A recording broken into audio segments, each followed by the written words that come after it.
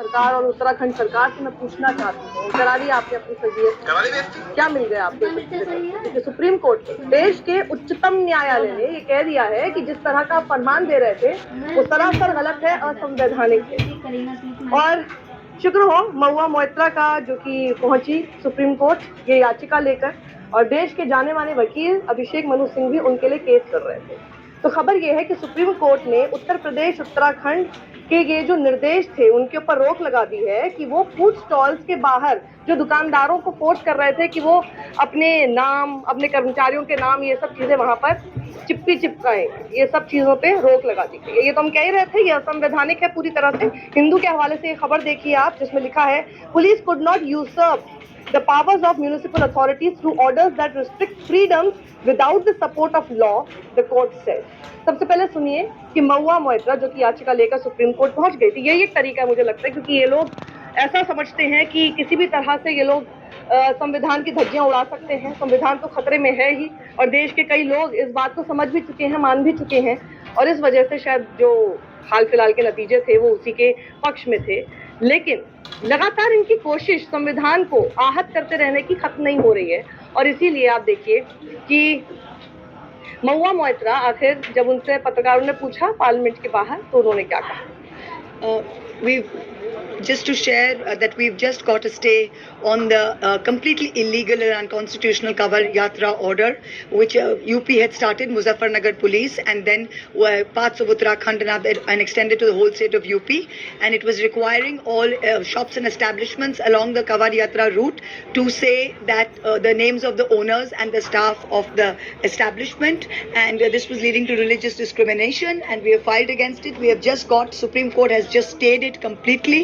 All the directives have been stayed, and there is no requirement of any eatery to have to display the names of their owners or display the names of the staff. And so it's a great victory. It's a great victory for the Constitution. It's a great victory for all the people of India. और वहीं पर किस तरह से वो ये भी बताती हैं कि ये कोई लॉ एंड ऑर्डर का इशू नहीं था जिसका हवाला देकर ये सब चीजें की गई थी। कोई लॉ एंड ऑर्डर का इशू नहीं है, ये बेसिकली आपको सिर्फ हिंदू मुसलमान करना और आपको देश को बांटना।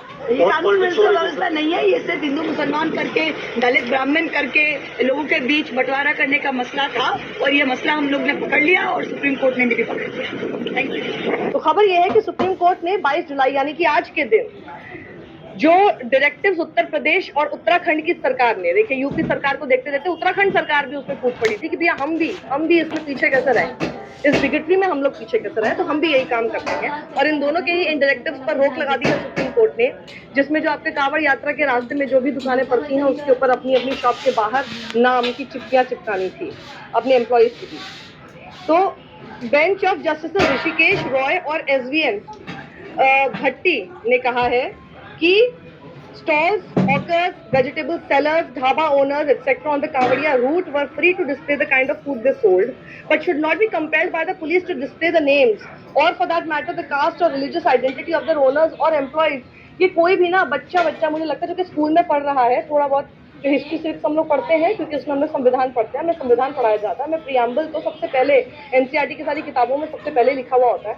मुझे लगता है जितने भी सब ब्यूरोक्रेट्स भी बैठे हुए हैं उत्तर प्रदेश में, जो यूपी पुलिस में बैठे हुए हैं, सरकार से लेकर नीचे तक, इन लोगों को रिविजिट करने की जरूरत है, क्योंकि आप लोगों के UPSC के सिलेबस में तो ये जरूर था, लेकिन सिर्फ हुकूमत के आगे आप अपने सारे रूल्स एंड रेगुलेशंस को नीचे गिरा दें, सिर्फ अपनी इस अथॉरिटी का इस्तेमाल करते हुए कि जी लॉ एंड ऑर्डर का इशू है कहते हुए, तो देश की जनता ना मूर्ख नहीं, और ये मूर्ख बनेगी नहीं। 100 वाला ऑफर अभी भी वैलिड है? देखिए अब बारिश तो हो ही रही है तो ये जो ऑफर है समय के हिसाब से फिर विंटर ऑफ चलेगा इसके बाद पूरे मानसून चलेगा। नहीं पूरे मानसून तो चलेगा। मानसून ऑफर का मतलब ही है मानसून ऑफर। और फिर आप लोग की बात समझ रहे हैं क्योंकि उन्हें कुर्सी बचानी थी इसलिए बोर्ड लगाया उन्होंने, कुर्सी बचाने के लिए बोर्ड लगाया। और सच्चाई तो ये है कि दिल्ली लखनऊ वालों ने मिल करके लगाया, डबल इंजन सरकार ने मिल करके दोनों लगवाया। इसे ये बात आप मत समझना कि अलग अलग है, ये डबल इंजन मिल करके ही नाम लिखवा रहा है दुकानों पर। सबसे माननीय सर्वोच्च न्यायालय ने जो भी आदेश दिया होगा उसका तो पालन होगा ही होगा, और आगे क्या विषय है उसको अध्ययन करके जो सरकार की ओर से जवाब लगना होगा वो लगाया जाएगा, लेकिन अभी सर्वोच्च न्यायालय का जो भी आदेश है उसका अनुपालन होगा। तो ऐसी परिस्थिति में कांवड़िए जो धार्मिक भावना है उनके अंदर, वो कैसे उनके अंदर आए? तो हम समझते हैं कि इस तरह का कानून बनाने से तो विद्वेष फैलेगा। हमारा अपना सोचना है, बहुत से हिंदू इसमें कह सकते हैं कि देखो ये फिर ऐसी